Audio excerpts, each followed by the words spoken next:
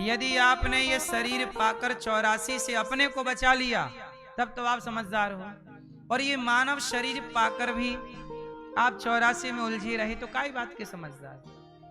मानव शरीर पाकर यदि आपने भगवान में मन नहीं लगाया तो फिर आप समझदार नहीं हो। समझदार वही जो मानव शरीर पाकर समर्पण भगवान में करे और मोक्ष पाले। 84 से बच जाओ, 84 में पड़े रहे तो ऐसे तो जन्म करोड़ों बार पा चुके हो, वहीं गए फिर आए गए फिर काहे की समझदारी। जो बचा ले अपने को वही समझदार है। भरत जी जैसे ज्ञानी मोक्ष के करीब जाकर यमराज जी ने कहा जाओ, अब वो मृग बन के जंगल में घूम रहे हैं। जब वो मृग का शरीर त्यागा तो उन्हें एक शरीर और मिला मनुष्य का। अब उनका नाम पड़ा भरत फिर से, पर मूर्खतापूर्ण व्यवहार करते हैं तो नाम पड़ा जड़ भरत। और जड़ भरत जी तपस्या और त्याग के बल पर वो अपना सारा पूर्व जन्म जानते थे कि मैं एक मृग में मन लगाने से ये मैं देखो फिर भटक, मैं कब का मोक्ष पा लिया होता, इतना लेट हो गया। मैया सुनो, आप लोग भी ना मोक्ष के बहुत करीब खड़े हो, अभी भी मैं भी खड़ा हूं और आप भी। ये मानव शरीर जिसने पाया, जितने मनुष्य हैं सब मोक्ष के बिल्कुल करीब हैं। अब यहां से जब आप फिसलोगे ना तो 84 लाख सीढ़ियां नीचे जाके धम्म से गिरोगे। 10वीं में बच्चा फेल हुआ तो फिर पाठ 1 पढ़ना पड़ेगा, फिर 2, फिर 3, लेसन 1, लेसन 2, लेसन 3। बोलो हाँ। गलती यदि यहां से हुई मनुष्य से तो सीधा 84 सीढ़ी नहीं, आप 84 लाख योनियां पार करके ये मानव तन पाए हैं।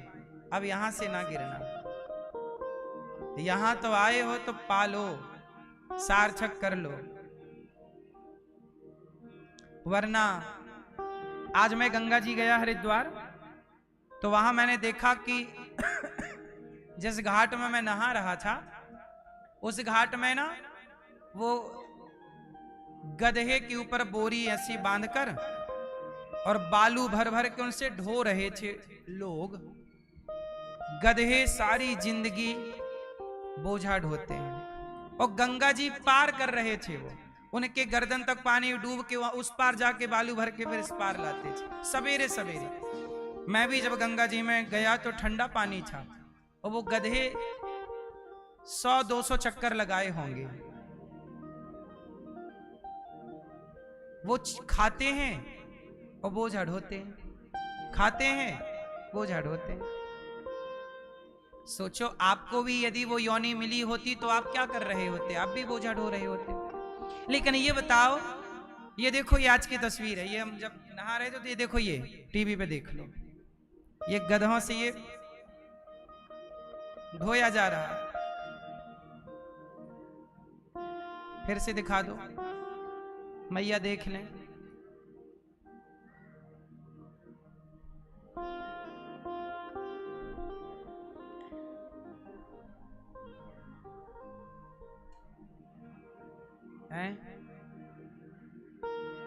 आप भी यदि गधे होते तो आप भी यही ढो रहे होते। लेकिन एक बात बताओ, आप मनुष्य होके भी आखिर ढो तो बोझा ही रहे हो ना। बोलो हाँ। आप लोग भी मनुष्य होके क्या ढो रहे हैं, बोलो हाँ। तो आप मनुष्य होकर बोझा ढो रहे हैं और वो गधा होकर बोझा ढो रहे हैं, तो उनमें और आप में अंतर क्या है।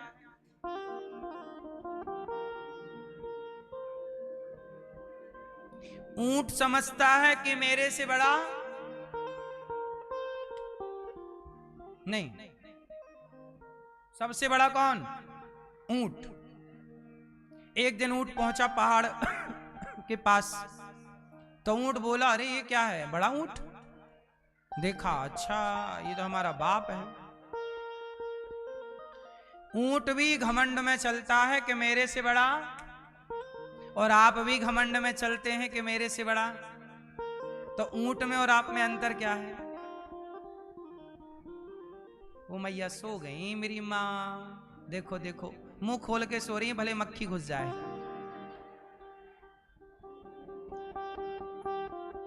मैया राम राम मेरी माल, हो गई नींद? सो जाओ मेरी माँ। जू जू जू जू जू।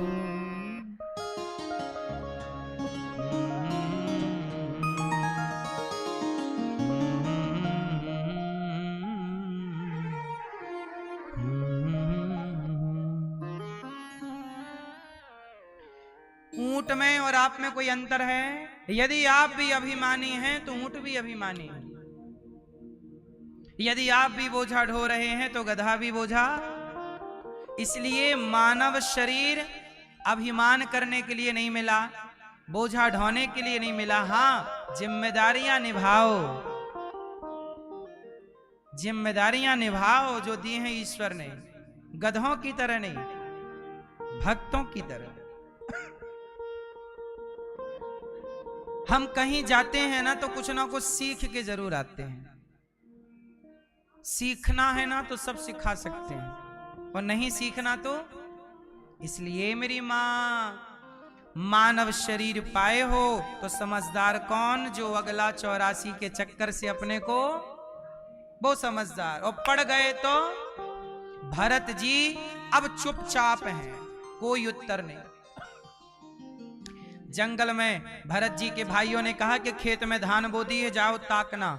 तो भरत जी बोले, राम जी की चिड़िया, राम जी का खेत, खाओ रे चिड़िया भर भर पेट। भाइयों ने कहा तो निकम्मा है, कुछ काम का नहीं, घर से निकाल दिया। भरत जी बोले, हम चाहते भी यही थे। घर में रहोगे, अच्छा देखो, अच्छा घर वाले प्यार करें ये बात अच्छी है कि घर वाले दुत्कार दें ये बात अच्छी है? बोलो क्या करें? घर वाले प्यार करेंगे तो 84 में पड़े रहोगे, और घर वाले निकाल देंगे लात मार के। रावण ने निकाल दिया विभीषण को लात मार के, तो विभीषण का कल्याण हो गया, राम जी मिल गए। रावण प्यार करता मेरा भैया विभीषण विभीषण, तो विभीषण कभी ना जाते राम की शरण में। बोलो हाँ। इसलिए कहता हूं कि एक टाइम बाद अपने आप को भगवान के हवाले कर दो। भरत जी ने अब सब छोड़ दिया, जंगल चले गए। जंगल के भीलों ने भरत जी को पकड़ लिया, चलो तुम्हारी बलि चढ़ाएंगे। और जब पकड़ के बलि चढ़ाने लग गए तो भरत जी ने सिर झुकाया। भद्रकाली ने देखा कि ये तो मेरे भक्त का अपमान हो रहा है, तुरंत भद्रकाली मां प्रकट हो गई और भरत जी की रक्षा की, उनका ही दमन किया। ये वही भरत जी हैं। बाद में इन्होंने राजा रहुगण, जो सिंधु सौवीर देश के राजा हैं, वो जा रहे थे सत्संग करने गंगा सागर। उनका कहार बीमार पड़ गया, भरत जी को पालकी पे लगाया, और भरत जी जब उछल कूद करके चले तो राजा रहुगण ने भरत जी का अपमान किया। तब भरत जी ने समझाया कि आज संत का अपमान कर रहा है, इसका तो पतन हो जाएगा। और मैंने यदि पालकी इसकी उठाई है तो इसका कल्याण होना चाहिए। ये रहुगण जो पालकी पर बैठा है राजा बन के, ये पिछले जन्म में वही मृग है जिस मृग में भरत जी का मन लग गया था। भरत जी रहुगण की पालकी उठाए और राजा रहुगण ने अपमान किया कि मार दूंगा। भरत जी ने यहां थोड़ा उपदेश किया। त्वयोदितं व्यक्तिमविप्रलब्धं भर्तुः समे स्याद्यदि वीरभारः गन्तुर्यदि स्यादधिगम्य मध्वा पीवेतिराशौ न विदां प्रवादः। त्वयोदितं व्यक्तिमविप्रलब्धं भर्तु। अच्छा ये बताओ, भरत जी ने राजा रहुगण को उपदेश किया। भरत जी बोले रहन, आपने कहा मार दूंगा। अच्छा ये बताओ मैया, आप लोग मरोगे कि नहीं मरोगे? जोर से हाँ? मरोगे? सच बताओ मैया, आप मरोगे कभी कि नहीं? कौन कौन मरेगा एक दिन?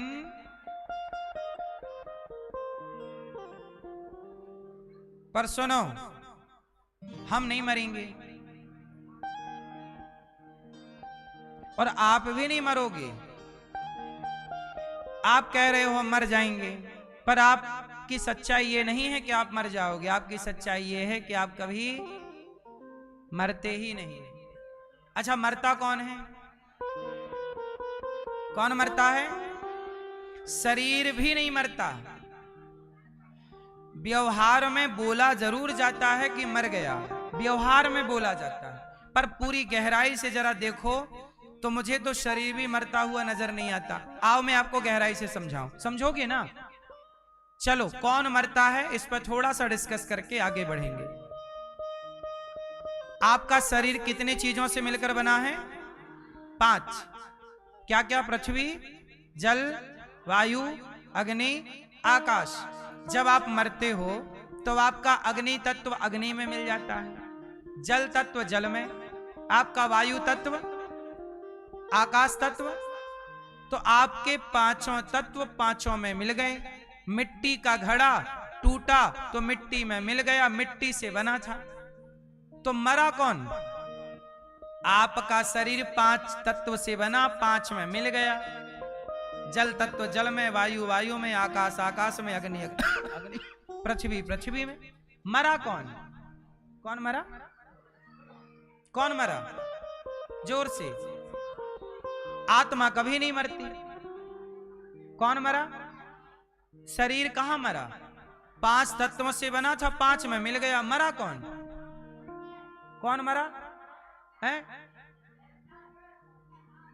नाम भी कहां मरता है? अनिरुद्धाचार मेरा नाम है, तो मेरे पहले क्या अनिरुद्धाचार किसी का नाम नहीं था? क्या मेरे बाद अनिरुद्धाचार नाम किसी का नहीं होगा? आपका नाम क्या है? रामकली। तो क्या रामकली आपके पहले रामकली नाम नहीं था? क्या आपके बाद नहीं रहेगा? मरा कौन? कौन मरा? कौन मरा? कौन मरा? काम क्रोध कहां मरा? दुनिया में काम क्रोध ही काम क्रोध है, सबके पास वही भरा पड़ा है। कौन मरा? कौन मरा? पहचान। क्या स्वामी विवेकानंद जी की पहचान मर गई? क्या झांसी की रानी की पहचान मर गई? क्या मीराबाई की पहचान मर गई? क्या तुलसीदास जी की पहचान मर गई? मरा कौन? कौन? कौन मरा? सच्चाई ये है कि कोई मरता ही नहीं है। ये सच्चाई है, कोई मरता ही नहीं है। तो फिर क्यों कहा जाता है मर गए? व्यवहार में कहते हैं। जैसे बोला भैया घड़ा दे दो, घड़े में घड़ा है क्या? घड़े में क्या है? मिट्टी। मिट्टी हटाओ तो घड़ा रह जाएगा, घड़े में बस घड़ा नहीं है। लेकिन लोग क्या कहते हैं? घड़ा दे दो। व्यवहार में बोला गया है। ऐसे ही व्यवहार में बोला गया मर गया, मरा नहीं है। जरा आध्यात्म की दृष्टि से देखेंगे, भक्ति की दृष्टि से देखेंगे तो हम मरे कहां? 5 चीजों से मिलकर बने थे, 5 में समा गए। आत्मा ईश्वर का अंश थी, ईश्वर में मिल गई। अब ये बताओ कि नरक स्वर्ग कौन जाता है? लोग कहते हैं ना नरक जाओगे, भोगोगे। तो ये भोगता कौन है? आप बताओ कौन भोगता है? मैया सोई सोई सोई सो गई। ये बताओ नरक स्वर्ग कौन जाता है? हैं? अच्छाई बुराई नरक स्वर्ग जाएगी तो अच्छाई को थोड़ी भोगना होता है। अरे पाप पुण्य भोगने के लिए भी तो कोई चाहिए। पाप पुण्य के हाथ पांव थोड़ी है, आत्मा थोड़ी भोगती है। आत्मा सुख दुख जीवन मृत्यु से परे है, शरीर चिता पे जल के 5 तत्वों में मिल गया, आत्मा ईश्वर में। स्वर्ग कौन जाता है मैया? लोग कहते ना भोगोगे, कौन भोगता है नरक में? तो सुनो, अब जो भोगता है उसके बारे में सुनो। आपके भीतर एक शरीर और होता है जिसे आप सूक्ष्म शरीर कहते हैं। कौन सा शरीर? एक शरीर चिता पे जल जाता है, एक शरीर सूक्ष्म है जिस शरीर से आप सपना देखते हो। क्या देखते हो? क्या देखते हो मेरी मां? सपने में आप हरिद्वार गए, वृंदावन आए, अयोध्या जी गए, तो एक शरीर तो बिस्तर पे सोया था, तो जो बिस्तर पे सोया था वो तो चिता पे जल जाता है। लेकिन जो सपना देखने हरिद्वार गया, वो सपने वाले शरीर को सूक्ष्म शरीर कहते हैं। वही शरीर नहीं जलता, वही शरीर नहीं मरता, वही शरीर को यमदूत पकड़ कर ले जाते हैं और वही शरीर की पेशी यमराज के आगे होती है। और यमराज बोलते हैं, हाँ जी क्या करके आए हो? आप कितना पाप किए हो, कितना। अच्छा, आप लोगों का जब हिसाब होगा यमराज जी के यहाँ, तो आप भैया मैया क्या ज्यादा निकलेंगे, आपके पाप की पुण्य? पता है कि पाप निकलेंगे, तो काहे करती हो पाप?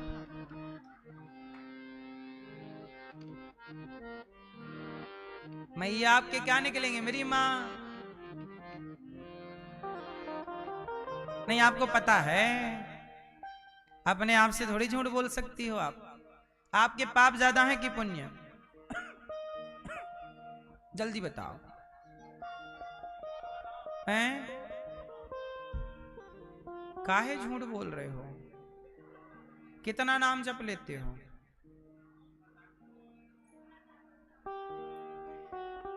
हम लोग पुण्य कभी कभी करते हैं, कहीं कहीं करते हैं, और हम लोग पाप रोज करते हैं। हम ये नहीं कहते कि आप लोग पापी हैं, लेकिन आपसे जानकर अनजाने में पाप की मात्रा ज्यादा है, पुण्य की मात्रा सही है कि गलत है? आप कई बार झूठ बोल देते हैं, कई बार चुगली कर लेते हैं, निंदा करते हैं, तो ये पाप ही। निंदा करना भी तो पाप है, चुगली करना भी तो पाप है, झूठ बोलना भी तो पाप है।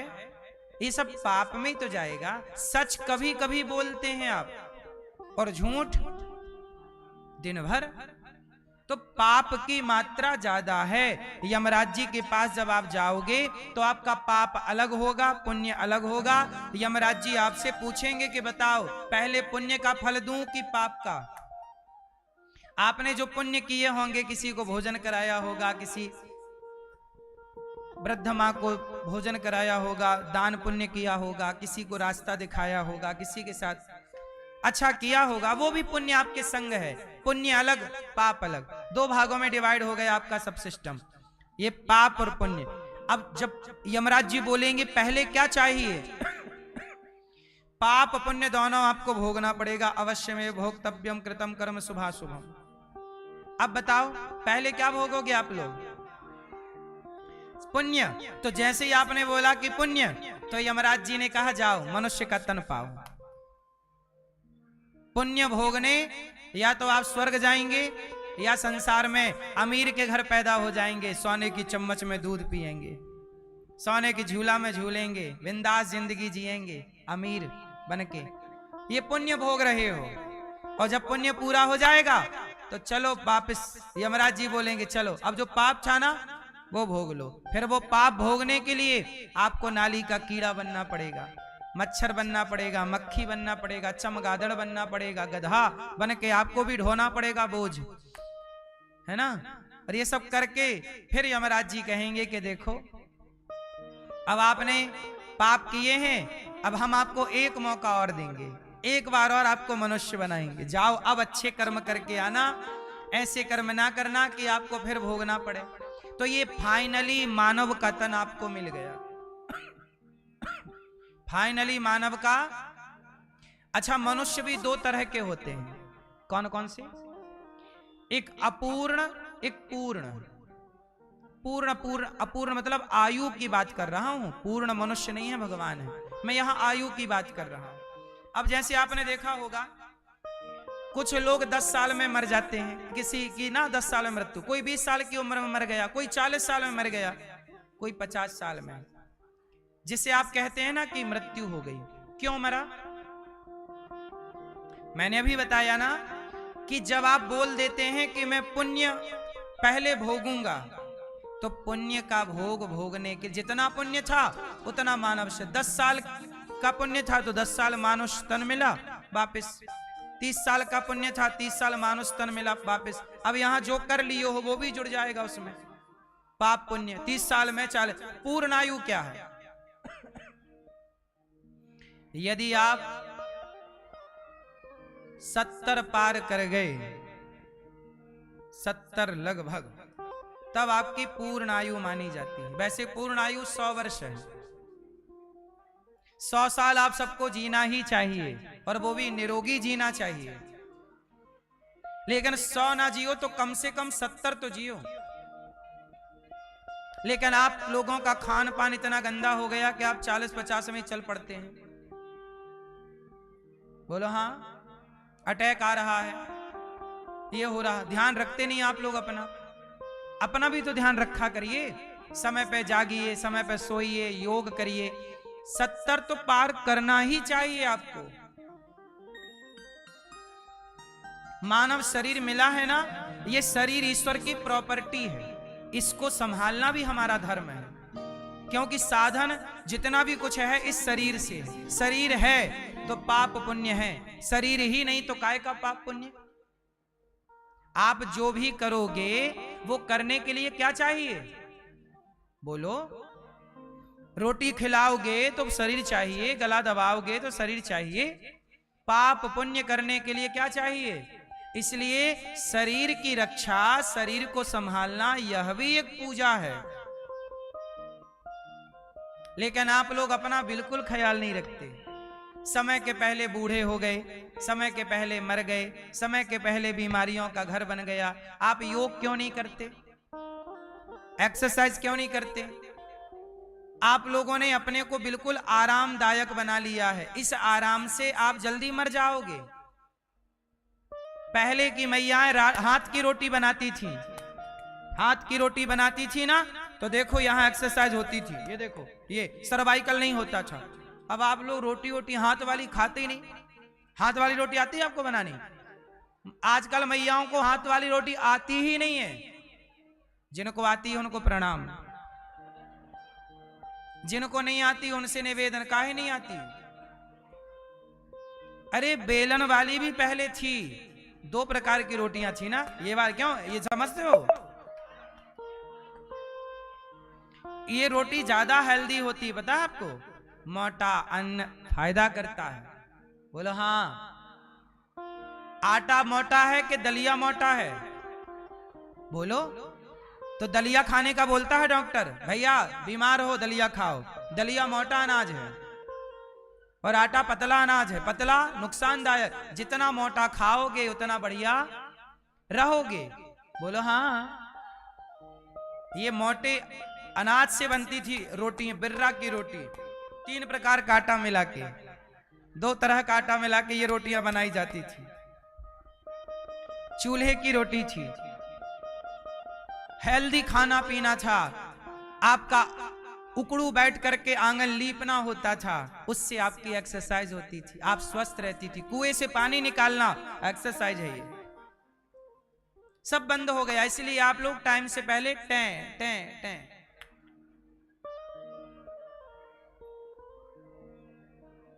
आराम हराम है। आराम व्यक्ति को रोगी बनाता है। यह बात सही है कि गलत है? शेर रोज कितने किलोमीटर चलता है? शेर कितने किलोमीटर चलता है रोज? जोर से। शेर कम से कम रोज 30 किलोमीटर चलता है। शेर यदि नहीं चल, शेर को भी पता है कि मुझे चलना है, नहीं चलेगा मर जाएगा, खाया है पचेगा कैसे? बोलो हाँ। शेर को भी चलना रहता है 30 किलोमीटर, और आप लोग बस खाए और बिस्तर में पड़ गए, खाए और बिस्तर में, फिर हो गए गुब्बारा।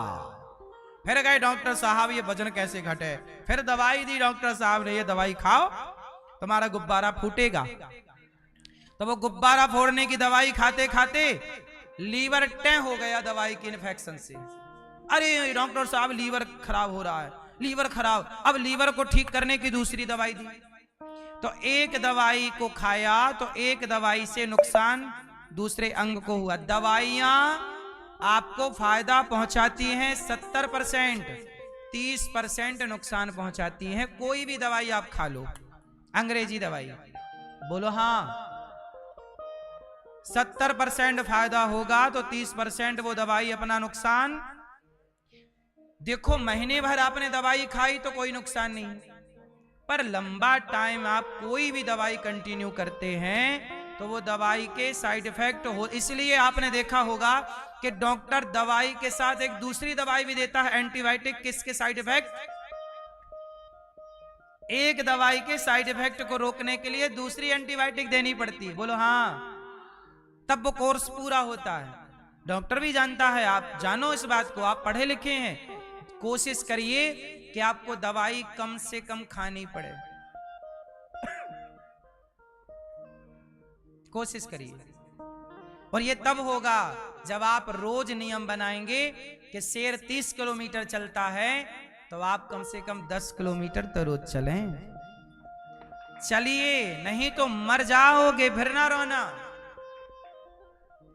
चलिए, पहले के लोग चलते थे, पहले के लोग पानी भरने के बहाने चलते थे, नदियों में जाते थे। अच्छा, नदियों में जाते थे, आजकल आप लोग क्या पहनते हो? मोजे पहनते हो। आपके पांव का जमीन में संपर्क नहीं है, बोलो हाँ, है क्या? आजकल 80% लोगों के दिन भर पांव में जूता या मोजा रहता है, तो पांव का संपर्क जमीन से कट गया। अच्छा, जमीन पर संपर्क पांव का क्यों होना चाहिए? तुम्हारे बाप दादों ने कहा होगा कि खाने से पहले क्या करो? पांव धो। पांव धोना चाहिए, हाथ धुलना चाहिए। क्यों? पानी में अर्थ होता है। आपने देखा नहीं, पहले के जमाने में फेस का तार आता था, पर अर्थिंग का तार जमीन में गाड़ना पड़ता था। और अर्थिंग गाड़ दो, पानी डाल दो तो लाइट जल गई, और पानी सूख गया तो लाइट बुझ गई, फिर पानी डाल दो। बोलो हाँ, जमीन में अर्थ है।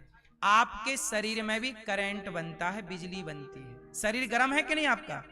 क्या गर्म क्या है? एक बिजली तो, एनर्जी तो क्रिएट हो रही है ना। अब ये एनर्जी क्रिएट तो हो रही है, पर मोजा पहन ली, वो जमीन पे जा नहीं रही है, तो आपके दिमाग पे चढ़ रही, इसलिए दिमाग हो रहा है गर्म। इसलिए डॉक्टर कहता है कि नंगे पांव हरी घास पे चला करो सवेरे सवेरे। क्यों चला करो? ताकि शरीर की गर्मी रिलीज हो जाए, अर्थ चला जाए। जैसे करंट, बिजली, फेस का तार, अर्थिंग नीचे।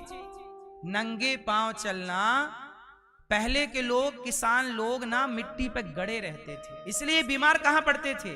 दिन भर माटी पे गड़े हैं, तो माटी पे रहते थे तो अर्थ जाता रहता था। मतलब शरीर का जितनी भी नेगेटिविटी है, नकारात्मकता, सब पृथ्वी में समा गई। गर्मी, हमारा शरीर गर्मी पैदा करता है ना। आप चलो दोनों हाथ रगड़ो, फास्ट, बिजली बन रही है, ये बिजली है। हाथ गर्म हुआ, फिर शरीर काम करता है, वो रगड़ के ही काम करता है, रगड़ होती है, बिजली बनती है। ये बिजली, ये गर्मी क्या है? ये एक प्रकार की, बोलो, एनर्जी है, ये बिजली है, गर्मी है। ये गर्माहट जाएगी कहां? कहां? अब ये गर्माहट आपके शरीर में बनी रहेगी। अधिक तापमान हो जाने से भी ना बीमार पड़ जाता है व्यक्ति। बुखार में तापमान ही तो बढ़ता है। शरीर के फंक्शन को समझो, प्रकृति की संरचना को समझो। हरी घास पे नंगे पांव चलना जरूरी है, मतलब है, कोई किंतु परंतु नहीं। सवेरे उतारो जूता मोजा, हरी घास पे ओस पड़ी हो, ओस, पानी हो, पांव गीला हो, चलो। लंबा जीना है, स्वस्थ रहना और जल्दी मरना है तो फिर पहने रहो दिन भर मोजा। मोजा पहन के सो, जल्दी मर जाओगे।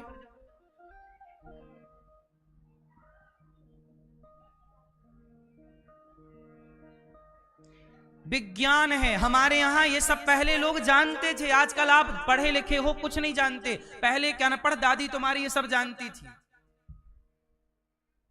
पहले के खाने पीने में सिस्टम था, मैं क्या समझाऊं आपको। अब देखो ठंडी आ गई, क्या खाना चाहिए सर्दियों में, चलो बता दो। हैं? इन सर्दियों में बाजरा ज्वार तो ठीक है, तिल खाना चाहिए। इसलिए मकर संक्रांति को हमारे यहाँ तिल के लड्डू बनते हैं। सर्दियां मतलब तिल। तिल में क्या होता है, सर्दियों में धूप कम होती है, तो धूप कम होती है तो शरीर में विटामिन डी की कमी हो जाती है, कैल्शियम कम हो जाता है, हड्डियां कमजोर होती हैं, इसलिए तिल खाना चाहिए। तिल सबसे अधिक हड्डी को मजबूत करने वाला पदार्थ है, कैल्शियम से भरपूर है। बोलो हाँ। ये तुम्हारे बाप दादों ने हजारों साल पहले बना दिया परंपरा, लेकिन तुम्हें कुछ नहीं पता। तुम्हें खाना पिज्जा बर्गर ही है, बासी रोटी। बोलो हाँ। तिल खाओ, एक लड्डू रोज खाओ तिल का, गुड़ वाला। गुड़ भी अच्छा होता है, शक्कर वाला नहीं, शक्कर ठीक नहीं होती। मिश्री खाओ। तो ये पहले के लोग बहुत साइंटिफिक थे। सर्दियां आ गई, अब देसी घी आप पिया करो 1 गिलास रोज। नहीं पी पाओगे, 4 चम्मच नहीं पी पाओगे। क्यों नहीं पी पाओगे? हिम्मत नहीं, काम नहीं करते ना आप लोग। घी पीने वाले को काम चाहिए। क्या चाहिए? काम। अब आप के पास कोई काम नहीं है, काम नहीं है, इसलिए आप भगवान बोले अब काम ही नहीं है तो आ जाओ वापस, आओ काम करो तो भगवान। पहले के डोकरियां 90 साल जीती थी। बोलो हाँ। और 6-6 12-12 बच्चे पैदा करती थी। और क्या मजाल के कमर में दर्द हो जाए, और सारी डिलीवरियां नॉर्मल। और आज की बहुओं को पछाड़ दे पुरानी सास, लड़ने पे आए तो उठा के पटक दे। बोलो हाँ। पुरानी गांव की डोकरियों से लड़ लेना, आज की बहुओं को हरा देंगी। बोलो हाँ। पुराना घी दूध खाया ना उन्होंने, नेचुरल खा पी के बड़ी बुढ़ापा आया। बुढ़ापे में भी उनको चश्मा नहीं लगता, दिखता ठीक ठीक। क्यों? खान पान से सिस्टम है। आपका खान पान गलत होगा, आप मरोगे, सिंपल है। फिर डॉक्टर आपको बताएंगे ये और वो दुनियादारी सब करो, जो हम बता रहे हैं वो कर लो तो सही हो जाएगा। बोलो हाँ। अब आप लोग दिन भर गुटखा खाते हो, तंबाकू खाते हो। ये तंबाकू गुटखा खाने की चीज है, तंबाकू काहे खाते हो भाई साहब? अनार का दाना खाओ, अनार का दाना खाओ, अनार खाओ, केला खाओ, बादाम खाओ, किशमिश खाओ, छोहारा खाओ, खाने की चीज खाओ। खाने तक का ज्ञान नहीं है लोगों को, क्या क्या बताएं। भरत जी राजा रघुगण को उपदेश करते हैं तो मानव शरीर मिला है मोक्ष पाने के लिए। आप गलत कर्म करोगे तो आपको 84 लाख में जाना पड़ेगा, और यमराज जी आपके पाप अलग पुण्य अलग करेंगे। पापों का फल मिलेगा, पुण्य का फल मिलेगा, यही भोगना है सबको। कुत्ता बन के बिल्ली बन के जो भोग रहे हैं, 84 का चक्कर भोग रहे हैं। इसलिए कहता हूं कि जगत से प्यार ना करना। चलो बताओ इस संसार में आपका कौन? एक भजन सुनाता हूं, उस भजन में आप लोग ना नाचिएगा मत। नाचने जैसी रिदम तो रहेगी लेकिन नाचिएगा मत, सुनिएगा, क्योंकि सुनने का है। वो रिश्तों को बताएगा भजन, थोड़ा आपको सुन लेना जरूरी है। ये भजन मैंने नहीं लिखा, कबीरदास जी का है। सुनाऊं कि नहीं? हो मन फूला फूला फिरे जगत में, कैसा नाता रे। हाँ कोयलिया बोली रे, अमवा की डाल अपनों को नहीं आरे। बिना राम रघुनंदन अपनों को नहीं आरे। कौन सा वाला सुनाऊं? मन फूला फूला, ये वाला सुनाऊं कि कोयलिया बोली? कौन सा वाला? हाँ दोनों ना सुना पाएंगे। कौन सा वाला? कोयलिया। हमारे यजमान जी कह रहे हैं कोयलिया बोली रे अम्बा की डाल। अच्छा, दोनों भजनों का मैसेज एक ही है, क्योंकि दोनों के अंतरे एक हैं, केवल मुखड़ा चेंज है और सुर चेंज है, बाकी दोनों की दोनों का मैसेज एक। हाँ, केवल सुर का खेल है। कोयलिया बोली रे, और दोनों भजन कबीर जी के। कोयलिया बोली रे अम्बा की डाल अपनों को नहीं आरे, बिना राम रघुनंदन अपनों को नहीं आरे। कोयलिया बोली रे अम्बा की डाल अपनों को नहीं आरे, बिना राम रघुनंदन अपनों को नहीं आरे। कबीरदास जी कहते हैं कि बिना राम रघुनंदन अपनों, राम के सिवा अपना आप कितना भी कहो कि ये मेरा, झूठी बातें हैं सारी। सच्ची बात क्या है? कोयलिया बोली रे, कोयल बोल रही है, कोयल कह रही है कि राम के बिना हमारा। कोयलिया बोली रे अम्बा की डाल अपनों को नहीं आरे, बिना राम रघुनंदन अपनों को नहीं आरे। कोयलिया बोली रे अम्बा की डाल अपनों को नहीं आरे, बिना राम रघुनंदन अपनों को नहीं आरे। कोई हमारा नहीं, कहते हैं ना ये हमारा। मात कहे यह पुत्र हमारा, बहन कहे भाई मेरा रे भैया, बहन कहे भाई मेरा।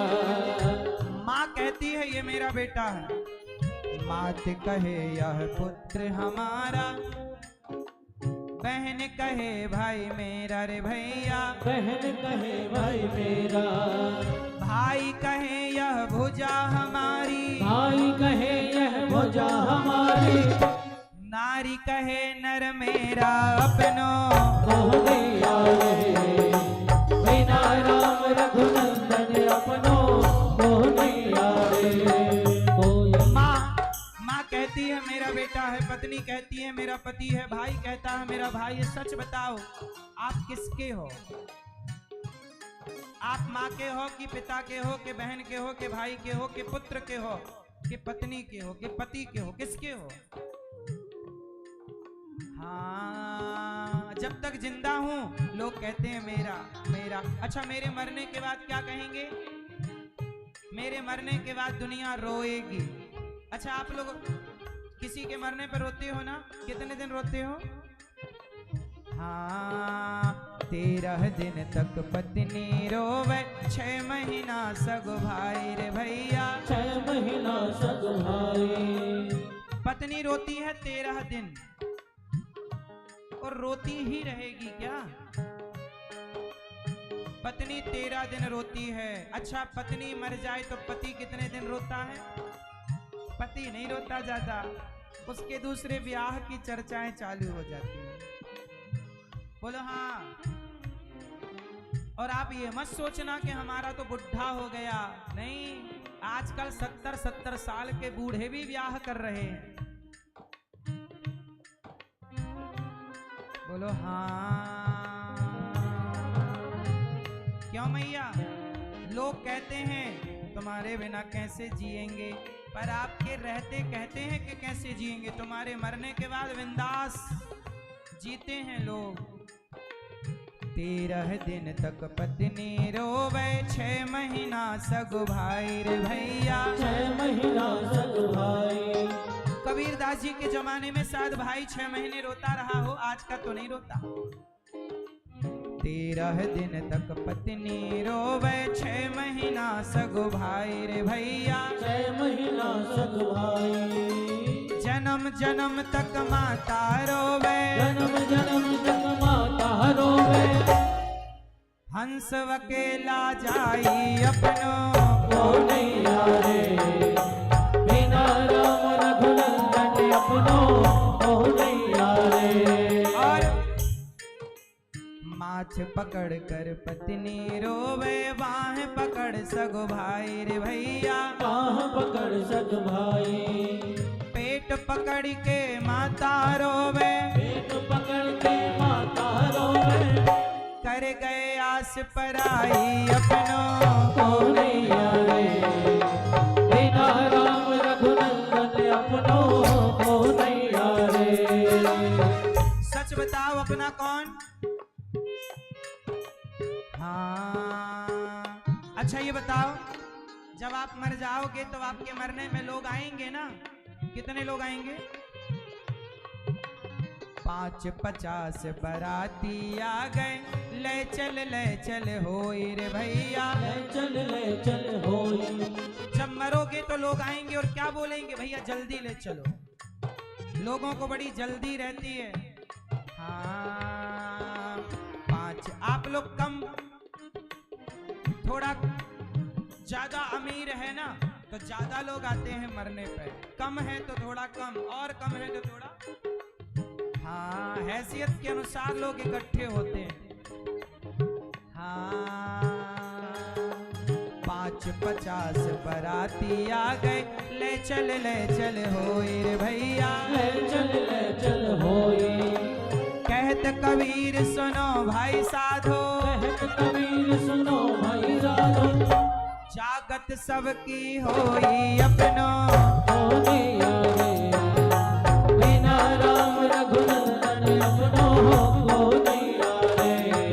कोयलिया बोली रे महवा की, चाल अपनो को नैया रे, बिना राम रघुनंदन अपनो को नैया रे। इसके बाद क्या हुआ? इसके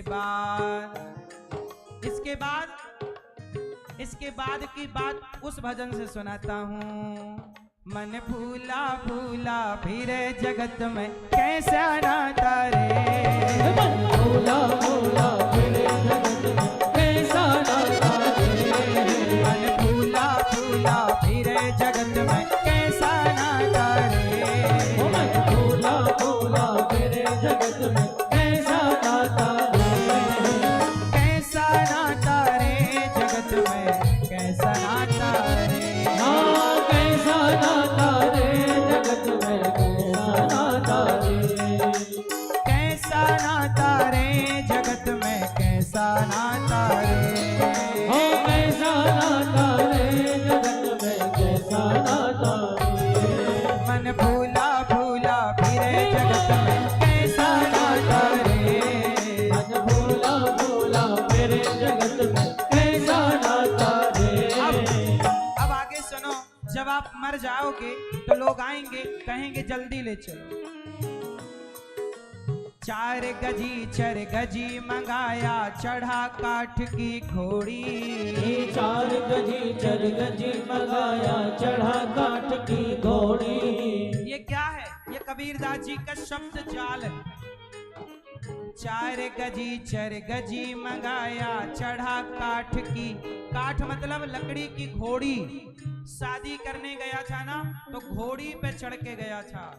आज मर गए तो तेरी आखिरी बारात निकाली जा रही, ये भी घोड़ी पर वो जिंदा घोड़ी थी, ये लकड़ी की घोड़ी है। लकड़ी की घोड़ी मतलब अर्थी। 4 गजी 4 गजी मंगाया, सामान मंगाया ना, नसेनी बनाई, नसेनी पे बांध दिया। 4 गजी 4 गजी मंगाया, चढ़ा काठ की घोड़ी। 4 गजी 4 गजी मंगाया, चढ़ा काठ की घोड़ी।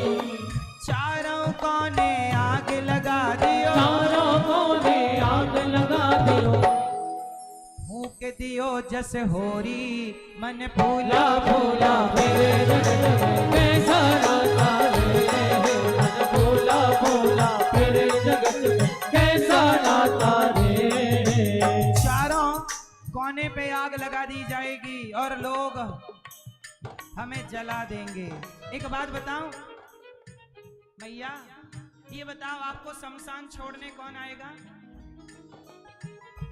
आपका बेटा जिसे आपने बहुत प्यार किया है वो छोड़ के चला जाएगा।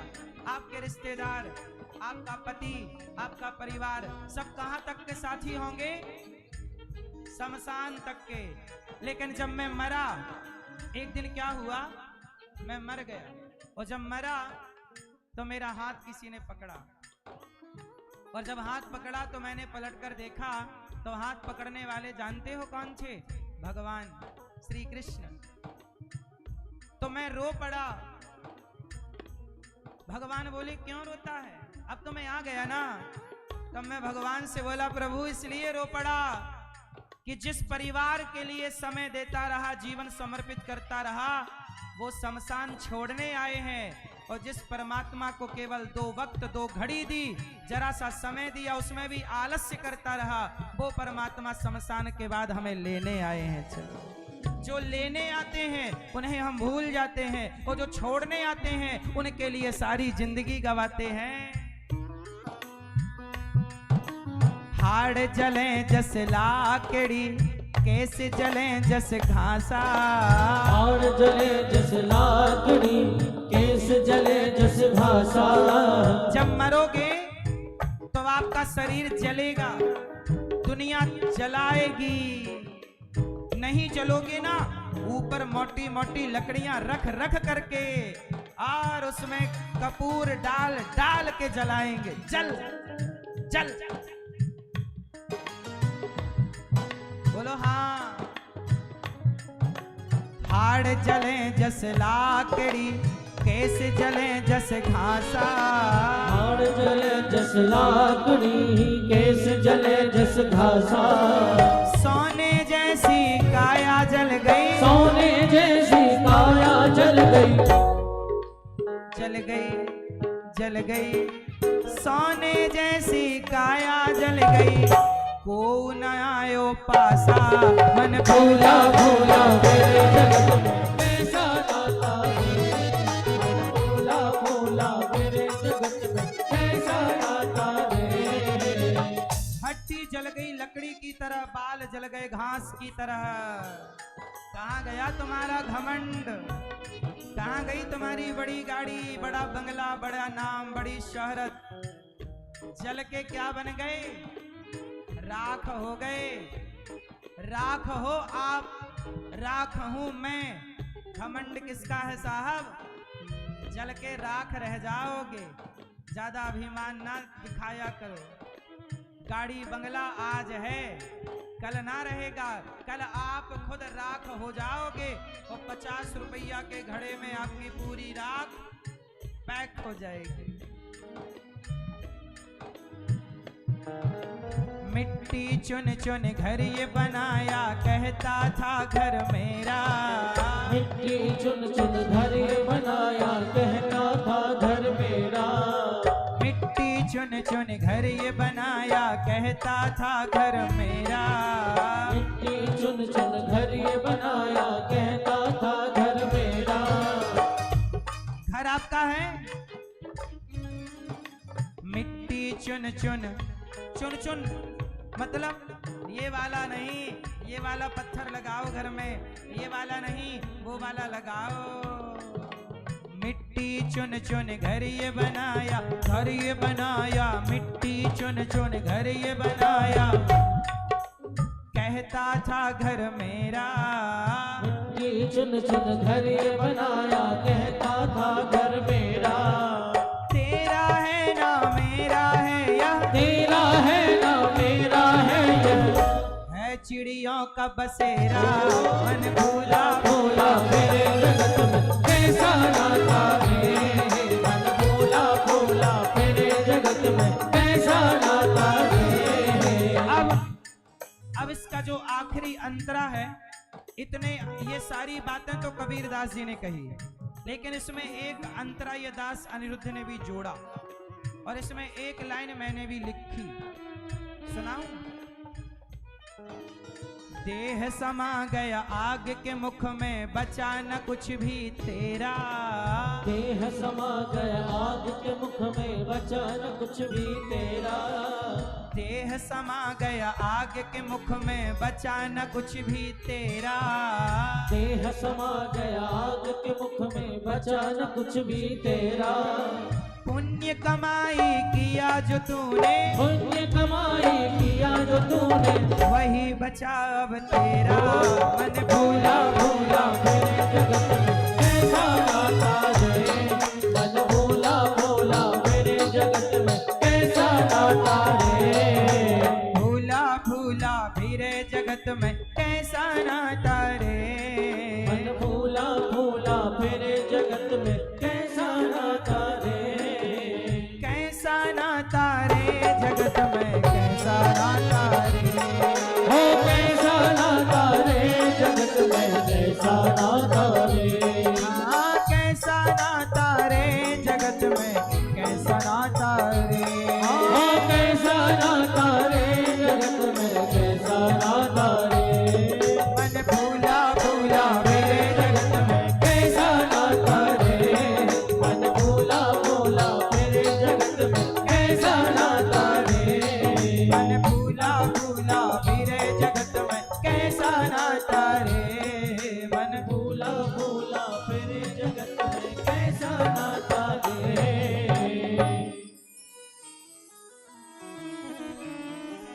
मिट्टी चुन चुन घर ये बनाया, कहता था घर मेरा।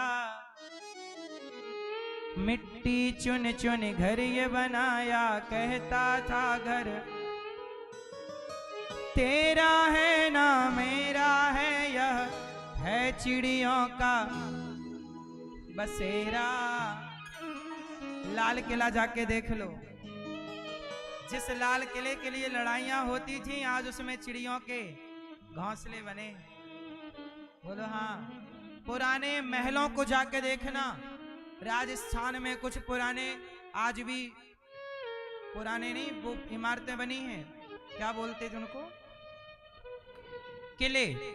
पुराने किले, जिन किलों में कभी राजा और रानी रहा करते थे, आज उन किलों की हालत देख लो। मिट्टी चुन चुन, ये पत्थर नहीं ये वाला, मिट्टी चुन चुन घर ये बनाया, कहता था घर मेरा। समय ने धूल मिट्टी में मिला दिया। तेरा है ना मेरा है, यह है चिड़ियों का बसेरा। आज उन किलों में कौन वास कर रहा है? चिड़िया। चमगादड़ लटकी है उल्टा किलों में। बोलो हाँ। घमंड ना हो साहब, ये जीवन को जीने के सूत्र हैं, महापुरुषों ने दिए। कबीरदास जी जैसे महापुरुषों ने ये जीवन जीने के सूत्र दिए कि मेरा भगवान के सिवा कोई नहीं है। कितना कहो कि मेरा, पर सब बातें झूठी हैं। भरत जी ने ऐसा दिव्य ज्ञान दिया कि राजा रहुगण चरणों में गिर पड़े। ऐसे राजा रहुगण पर भरत जी ने कृपा की, दोनों भगवत धाम गए। 28 प्रकार के नरकों का सुखदेव भगवान ने वर्णन किया। जो जैसा पाप करता है उस प्रकार के नरक में जाके भोगता है। नरक कौन जाता है? सूक्ष्म शरीर। नरक कौन जाता है? वही शरीर जो स्वप्न का दृष्टा है। अजामिल बोले, परीक्षित जी बोले, सुखदेव भगवान क्या सबको नरक जाना पड़ेगा? बोले जो पाप करेगा नरक जाएगा। बोले कोई बचने का